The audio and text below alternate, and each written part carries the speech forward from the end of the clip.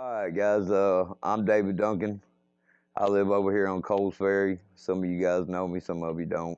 Uh, I graduated the program last month. Um, I've had just like the rest of you guys. I mean, I've had a pretty wild life. A lot of ups and downs.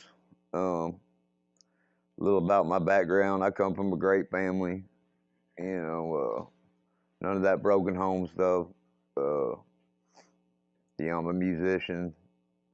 Although I've done a lot of jobs, but I'm a musician at heart. I came to Nashville when I was 19 for recording engineering school. Um, Everything was fun, man. Just partying it up. You know how that goes. We all have fun at first. Well, I had some good times, man. I at one point I was traveling the country in tour buses.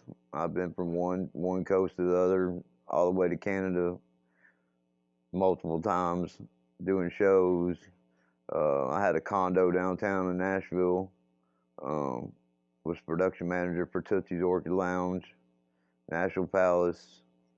Uh, I've done some pretty impressive things in my background for the music industry, and but I never could leave the drugs and alcohol alone. It always just turned from one thing to another.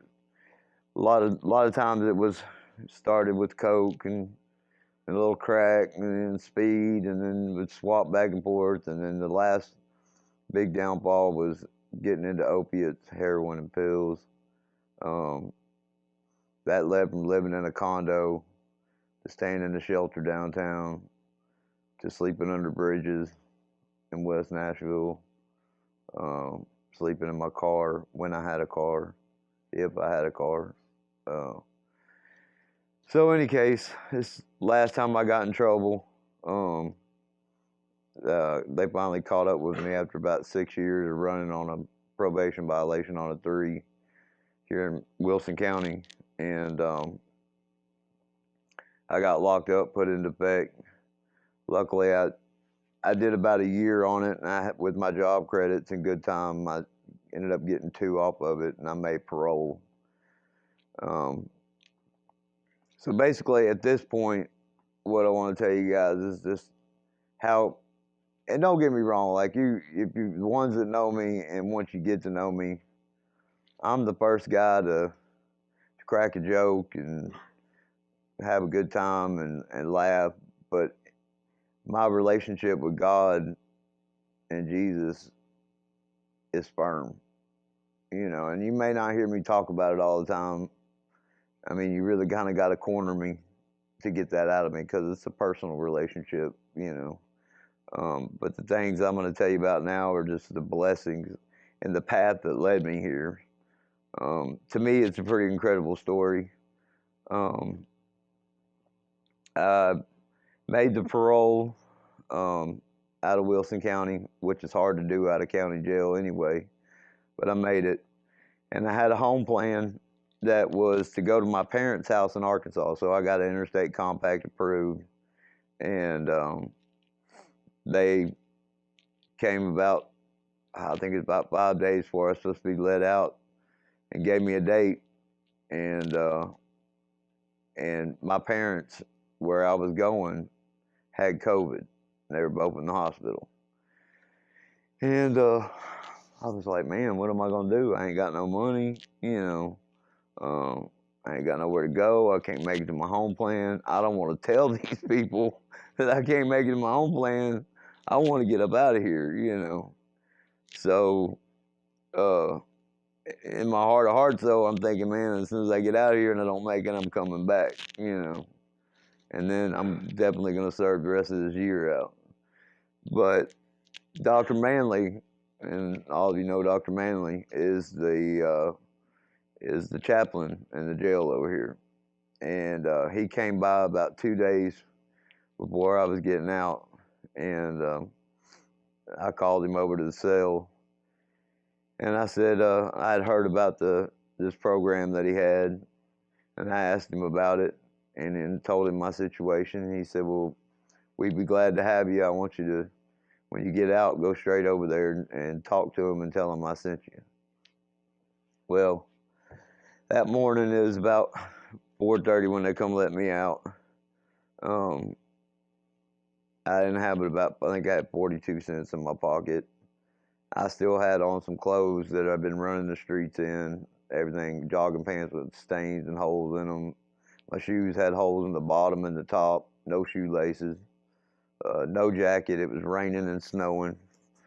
And I walked over here from the jail, and there was like a weird sign, like this little church over here has a little digital sign, and it said, "Relax, God's got the wheel." And at the time I saw that, I was like, it's just something that hit me, and I just remembered it, but I didn't realize to me like how important that message was going to be, because the struggle got pretty real pretty quick. Most of y'all in here don't know Preston. Preston was the house manager over here at the time. Um, bless Preston's heart. He's a little hard to deal with from time to time. And he was sick, had pneumonia at the time, and I came up here, and we sat up here in the morning. Daylight was just coming up, and he was asking me questions, and I told him Dr. Manley sent me, and he was asking questions, and I told him I was on parole. Well, there was a red flag automatically, because with parole, in order to be in a halfway house or program, they're supposed to be state accredited. That means basically, I guess, that the parole people are making a kickback. Everybody's making a kickback. They're all intertwined. I don't know. That's my guess on all that. But he asked about my IDs. I said I didn't have an ID, and my birth certificate was from Louisiana. So he proceeded to tell me that they weren't going to be able to take me. And, at this point, I didn't have no phone. Like I said, no money, no jacket. So I left here with my head held down, not knowing what I was going to do. And I walked around for a little bit, and I walked to the train station, and the train wasn't running again until like late that afternoon. So I proceeded to walk back down towards the square, and I found that little Porter Paints or whatever it is, and the lady let me use the phone. Well, the only number I had to call was my buddy that I used to sell dope with and do dope with. He's the last person I did dope with the morning before I went to jail. I know what it's all about. We've been doing it for years together. And I called him, and he lives all the way in Clarksville. And I said, "Look, man, I'm on the street. I'm out. I ain't got nowhere to go." I said, "Can you at least come and get me and give me a ride to Nashville?" He said, "Yeah, but it'll be about 3 or 4 hours." Well, I said, "Okay, I'm going to go back up here to this church," which at the time I thought this was a church. And I said, "I'm going to wait, and I'll call you from somebody's phone and let you know the address, and you can pick me up there. Maybe they'll let me get out of the rain and the cold." And all the way back here, man, I'm just, in my heart of hearts, I knew I didn't want to go have him pick me up, man, because I knew I'd be high before I got back to Nashville. That's just the way me and him are brothers, but we're brothers in addiction, and we're toxic. It's like, if he's using, I know he's high, and I'm going to get high. It's just simple as that. I still to this day don't talk to him on the phone or go around him, for the simple fact that I know what'll happen.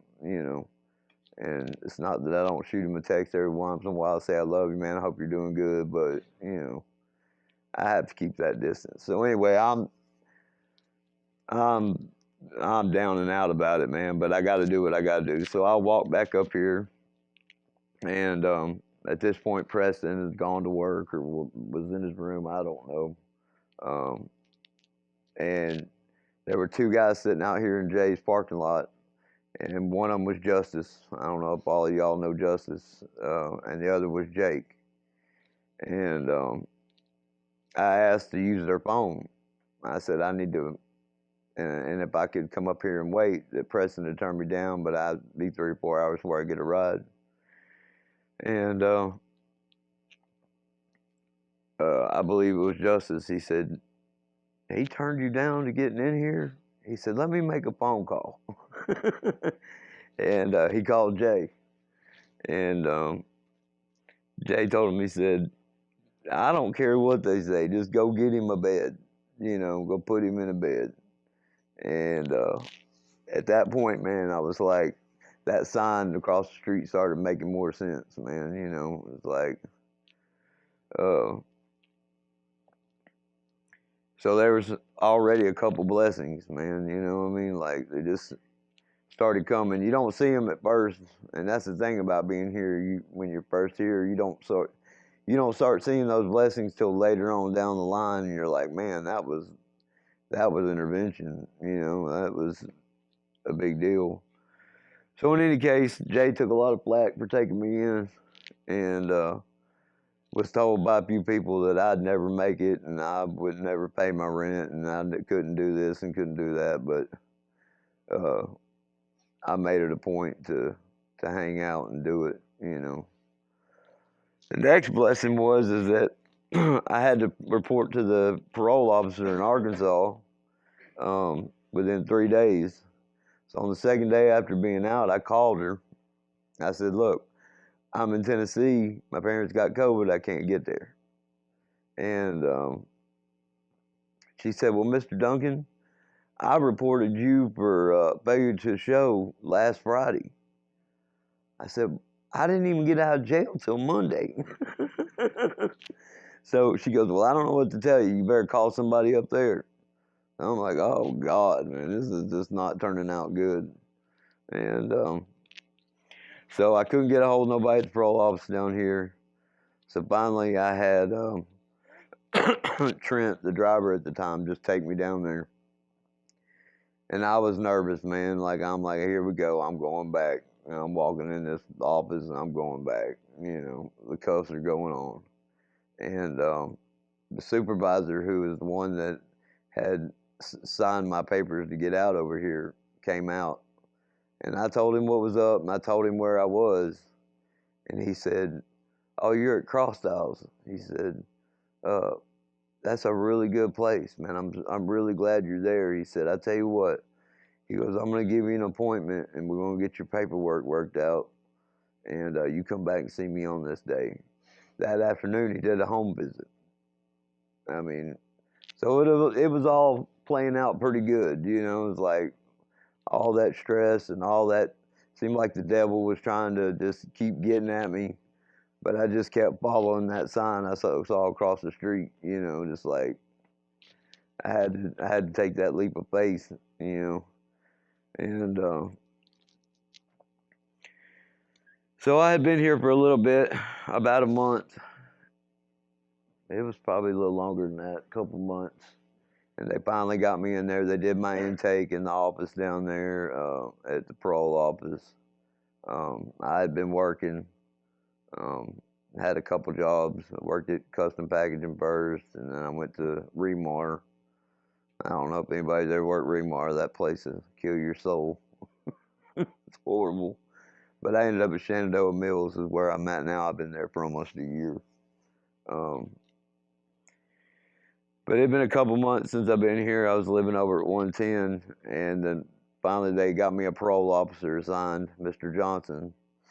And I started talking with him on the phone. We hadn't met yet. And he said, well, Mr. Duncan, where are you at? And I said, I'm at Cross Styles.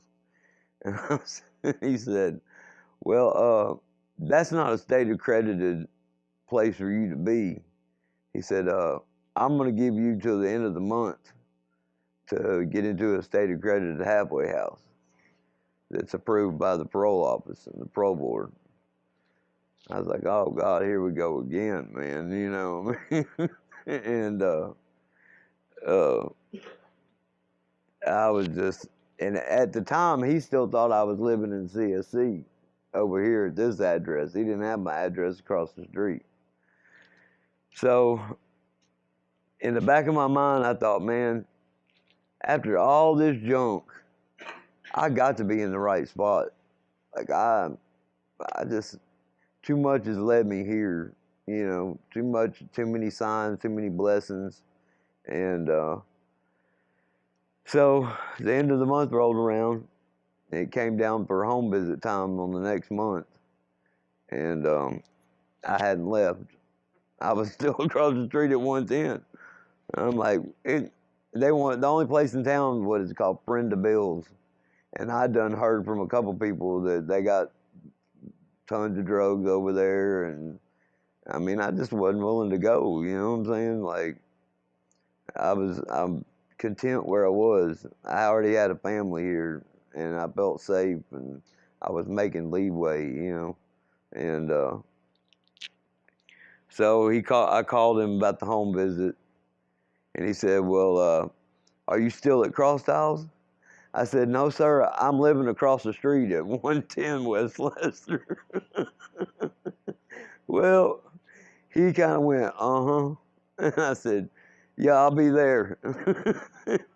He left it at that, man. And he did a couple home visits after that, and even made a comment on one of my last visits I made before.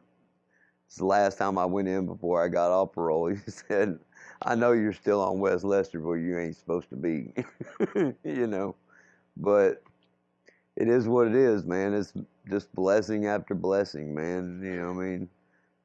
At any one point through this whole process, I could have been back out on the street, could have been high before I got to where I was going. I could have been back in jail. I could have been sitting in another program. And if there had been drugs around me at the time, I'd have done them, you know, because I don't have the tool. I didn't have the tools then that I do now.